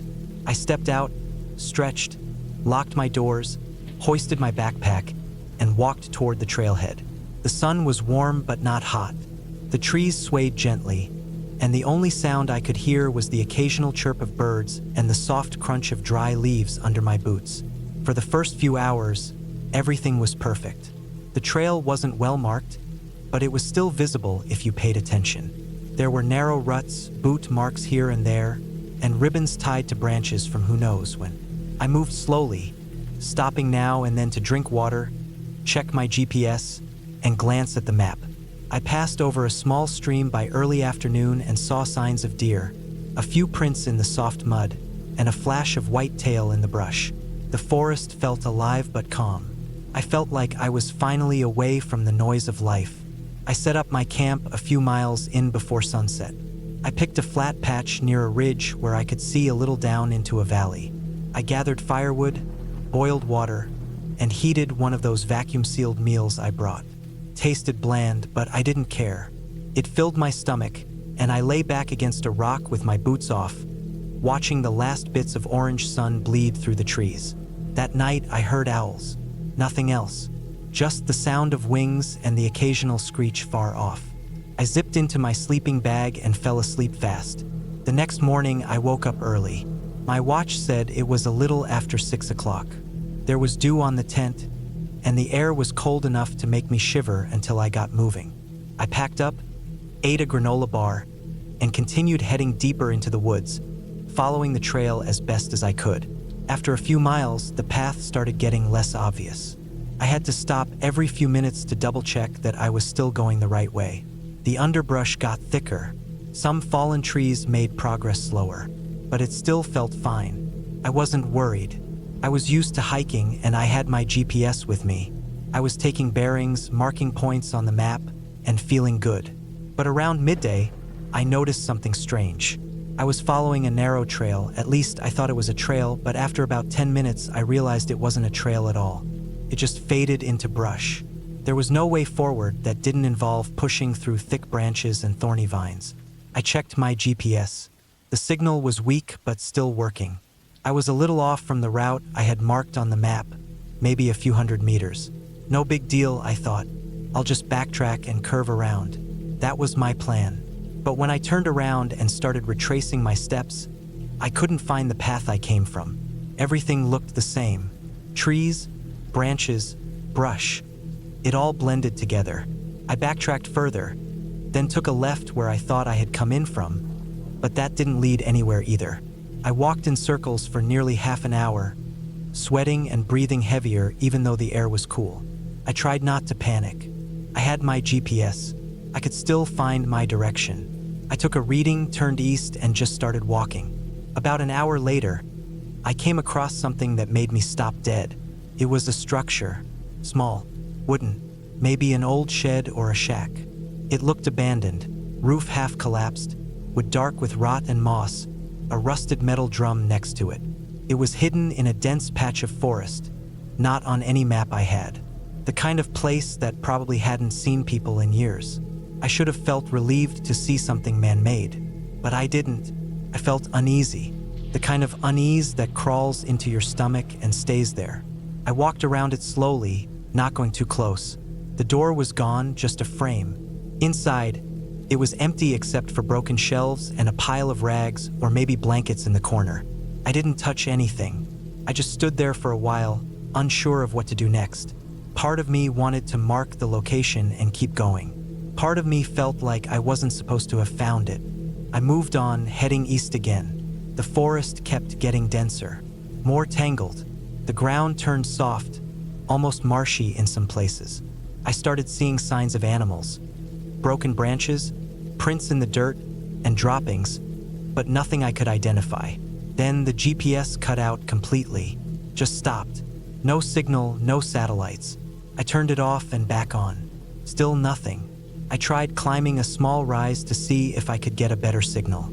From the top, I couldn't see anything useful, just endless trees in every direction. It was a sea of green and brown. I sat there for a long time, breathing hard, thinking. My water was getting low. I had food for 2 more days, but I didn't want to be out here for 2 more days. I wanted to be back on the trail. I wanted to see something familiar. That night, I didn't set up the tent. I just wrapped myself in the sleeping bag near a dry patch of dirt under a thick tree. I didn't eat. I just lay there, staring up through the branches. My ears were sharp. Every sound made me flinch. A rustle in the leaves, a crack of a twig, something moving in the distance. It never got close, but it never went away either. I barely slept. In the morning, I headed west, back toward the direction I believed my car was parked. I kept checking my compass, but everything felt wrong. The trees looked twisted. The ground was uneven. I tripped several times on roots I didn't see. My legs were getting sore. My pack felt heavier every hour. Then I found the shack again. The exact same one. Same rusted drum. Same broken shelves. Same pile of rags. I had gone in a circle. Somehow, even though I was sure I was walking west, I had ended up right back where I was the day before. I wanted to scream, but I didn't. I just dropped my pack and sat on the ground, shaking. My hands were cold. My thoughts were racing. I took out the whistle and blew it. Once, twice, 3 times. The sound echoed, then disappeared into the trees. Nothing answered. I rested there until the sun was low again. I knew I had to do something, so I took out the paper map. I tried to plot a straight line out, ignoring the trail completely. I picked a direction and told myself I'd follow it no matter what. I walked until dark. I walked through thorns that tore at my pants and bushes that left scratches across my arms. I didn't stop for water. I didn't stop for food. I just walked. But when I finally stopped to rest, I looked up and saw something that nearly made me collapse. The shack. Again. This time, I didn't go near it. I just kept walking, turning away from it and heading in a new direction. This time without checking anything. I didn't want to know where I was anymore. I just wanted to get out. For 2 more days, I wandered. I ran out of food. Then I ran out of water. My lips cracked. My vision blurred. I started hallucinating. I thought I saw a car once, parked under a tree, but when I ran toward it, it was just shadows. I thought I heard a phone ringing at one point. Then I thought I heard someone walking behind me, matching my steps. But when I turned, there was never anyone there. On the 3rd day, I collapsed near a stream. I was too tired to even drink. I laid there for hours, thinking this was how it would end. No one would find me. I would just disappear like so many others probably had in these woods. But then I heard it. A chopper. It was faint but real. I waved my arms. I screamed. I tore off my jacket and swung it in the air. I don't know if they saw me or not, but later that evening, I was found. A rescue team, out on patrol, spotted movement from their drone and hiked in. They said I was 5 miles off the nearest marked trail and 20 from the main road. They asked me what